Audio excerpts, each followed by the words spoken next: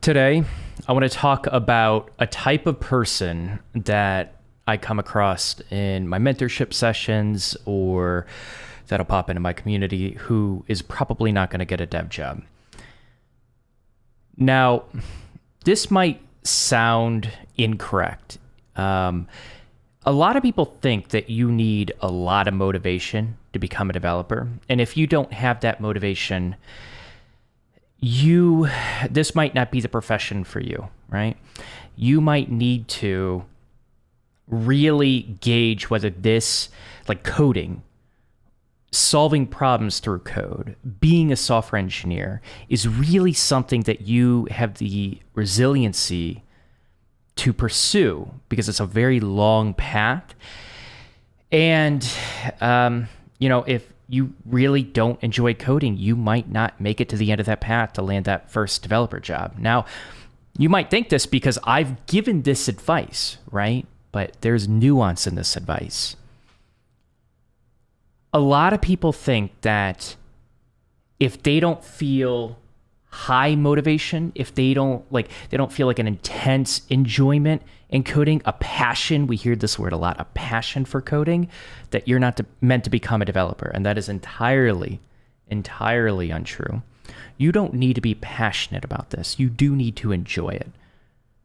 If you don't enjoy it, this is a long path, you're probably going to give up, right? I'm just talking about the average person. You will probably give up. Of course, there are exceptions to that rule, but you're most likely going to give up if you don't even enjoy it. But I come across someone who sometimes I would do kind of like, I used to do sales, what would you call them? Like kind of like pre-sales calls for my mentorship, where we would just figure out if it's a good fit. And it was just kind of an initial free session. And this is when I was still ironing out how to weed people out to make sure that I'm actually being paired with people that I can actually help, that I'm going to provide value with my mentorship sessions. But I used to come across people that would get really excited. Like they have a burst of motivation. I really want to become a developer. I am going to code 12 hours a day. I'm going to code 6 to 7 days per week. And even with my full-time job, I am going to be able to dedicate 20 to 30 hours per week. I love this. I am so passionate about coding. Almost all of those people gave up. If I had to give an estimated percentage, it's probably 99% of people, to really paint a picture. I don't know exactly why it is, but I can tell you for certain that we could dig into why that is. You can kind of see, or at least try to avoid some of the pitfalls that have kind of held people like this back. But for some reason, people like this they experience high intensity emotion. They experience like high highs and high lows. And I think that's what it comes down to. Like they are just really in the present and they can feel things strongly. And when they get that burst of motivation, they feel very high on that motivation. They're probably the same types of people that'll watch motivational videos just to get them all pumped up. And if you're this person, you might realize like you're watching a lot of these videos over and over and over to keep that motivation high eventually. The type of developer that ends up at that finish line is the type of developer that just enjoys what they do, but builds good habits. They don't just lean on riding that high motivation. They're realistic. They analyze their current situation. How much available time do I really have? When I get off work, can I really dedicate 4 to 5 hours after an 8-hour shift every single day? That's really unrealistic, right? And that's what it comes down to, is it's unrealistic expectations that people set for themselves that's just really unhealthy and it's not sustainable. And when people come to me and they're like, I'm going to dedicate, again, 4 to 5 hours after work, and I am going to just crank out this code and I'm going to learn significantly. And they just don't understand that they can't just cram everything in, and they're going to have to balance that mental. They're going to have to understand their mental energy and how much they have available after a full-time job, right? It's people that are like, you know what? On Tuesdays and Thursdays, I have to do this task at work and I am mentally drained. I am not even going to touch coding. I'm going to come home. I'm going to spend time with my family, love my kids. They kind of help me decompress. Love my wife, love my husband. I am just going to chill out. We're going to watch a bit of Netflix and that's okay, right? But Wednesday, man, I don't have a hard day on Wednesday, or Friday is a really easy day. Yeah, I might have to give up going out on Friday, but I have a lot of mental energy. I am going to take advantage of that. It's that kind of mindset that I see among successful developers, people that eventually land that first developer position. I want you to be really, really careful if you are the type of person that I'm describing, where you just feel incredibly motivated, super hyped up. I'm going to dump 80 hours a week into this. I quit my job. I'm going to dump 80 hours a week into this. And I am just going to get that job in 6 months because I am outworking everyone. You most likely are going to fail. You're going to burn out.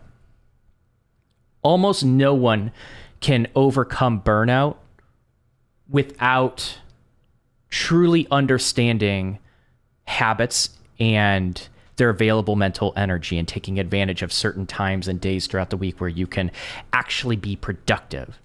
People that go to the end are people that have built up a system, a schedule. They know themselves very well. They know their weaknesses. They know their strengths.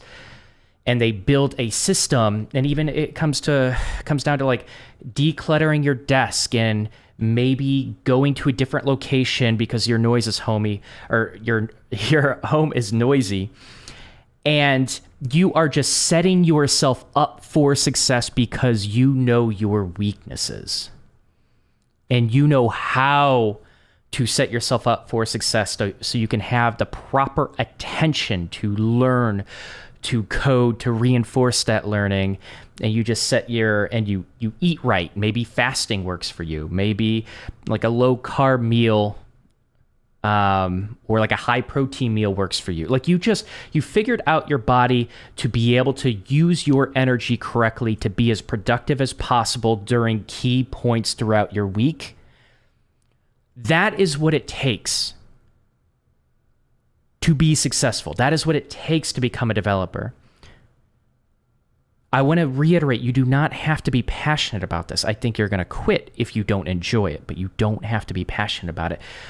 But I have people that have requested to become, get into my mentorship sessions where they're just like, you know what, Don? And it's kind of like a high energetic, kind of fun call, but I'm probably bring them down a bit because I'm pretty realistic by the end of it. But they're like, if I have you by my side and I'm going to dedicate all these hours on top of my full-time job, I know you say like it might take 2+ years to become a developer, but I know I can do it in 6 months because I have you on my side and I have all of this. I'm passionate about this, Don. I am passionate, right? And I'll look at their GitHub a week later. They haven't coded anything. They haven't completed, if I follow up with them, they haven't completed anything in their coursework. Nothing like that. Like you should be doing that on your own without my help. And if you're not even doing that, like you are just riding the highs of motivation and you are probably someone that's just going to fail at this, right? It doesn't mean there isn't another career path for you. I am just telling you what I see is just a big red flag among aspiring developers is when you are just unrealistic about your situation, about your energy, about your motivation. Your motivation will die. If you haven't checked it out already, I have, I don't even remember what it's titled, but a lot of you probably know the thumbnail, like fuck your motivation, right? You shouldn't be relying on motivation. And the intensity of that high of that motivation is not going to be reflective of how well you're going to do on your learning to code journey. So don't give yourself false confidence with that. Take it day by day. Give yourself several months to settle in and learn to code little by little. Don't give yourself a huge high expectation that you are going to be job ready in 3 months, going to be job ready in 6 months. Just set a consistent schedule to continue learning and growing, and you will grow with that consistency. But let that excitement, that snowball of, I wouldn't say passion, but let that momentum that you build naturally give you little bursts of motivation. Be careful. Because this is one other thing that I want to emphasize, and this is where I reject some clients as well. I don't want you signing up and paying like an annual plan for a course because you're riding high in this motivation. I don't want you doing that for a coding boot camp, most certainly. I don't want you seeking out paid mentorship, like my mentorship or anyone else, because you are just riding high in that motivation. I want you to get the value that you pay for, but you don't even know what you really need when you haven't crawled through the mud and all the shit in the beginning of becoming a developer to realize if you even like it, if you actually want this as a career years down the road and build that into a career 10, 20 years into the future. Now, granted, like 20 years is a bit far, but like, do you really want to deal with some of the shit of becoming a software engineer and the high pressure and constant learning to keep up and be marketable? And I think that's where some of this stems from too. I mean, sometimes people have a personality to just feel these high highs and low lows. But I think part of it is you just have a misconception of what it's like to be a software engineer. You haven't experienced all the frustrations and feeling stupid and because you can't get past this bug and going into an interview and freezing up and not being able to present your skills well at all and getting frustrated with that or just getting tons of rejection. Like there's so much growth that's going to happen as a software engineer. You have to pace yourself. And that's really the key thing. You have to pace yourself. Stop looking up motivational videos. Just learn to code little by little on the days that you have off. Code on the side, reinforce that, continue to build up that foundation so you can build from smaller to larger and more complicated projects over time. Pace yourselves. So if you are someone that does get yourself incredibly hyped up and you plan out an entire 3-month schedule and then you plan out unrealistic goals for yourself of time commitment and then you give up a week later, you know if you're this type of person. And that should be a red flag to you. It doesn't mean you're not going to become a developer, but it means you are not in sync with yourself enough. You haven't built up good enough habits over time to really make this path efficient for yourself. And so that should be a signal like, hey, let's pull back. Let's just focus on today. Here are my goals today. Okay, cool. I accomplished my goals today. Let's go ahead and do a 2-day goal, a 3-day goal, a week goal, right? And keep pushing yourself. And if you fail that 1-day goal, if you fail that 2 days goals or 2 days goal, if you fail that week goal or that month goal, analyze why you failed that. What did you fail about it? Is it unrealistic? You know, maybe you got to dig into goal setting. Like maybe you're trying to set your goals based off of outcome. I'm going to get a job here instead of I'm going to code for 10 hours per week and I'm going to apply for this many positions and I'm going to do company research for like 80% of these positions. And like your goals should be set based off of what you can actually do and what you can control. Maybe goal setting is another thing you have to work on, but a lot of people need to just analyze how their week went. Are you proud of the work that you've done? If not, why not? And why, or what is affecting your productivity? What is affecting you failing to build better habits for yourself? It truly is a self-analysis journey. And I'm telling you, a lot of people that eventually land that developer position, they have grown significantly. And I'm very proud of you for anyone that has. But pace yourself. And if what I've described is a bit of a red flag, question, kind of just like analyze previous attempts to try to accomplish something. Are you just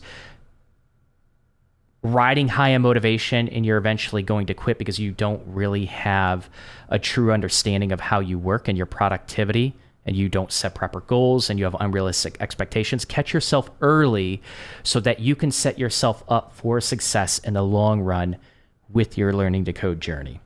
So I just want to give you a heads up. If you are this type of person, that's okay. There are very high energy people like this, but you might need to ground yourself a bit more and be more pragmatic about your approach.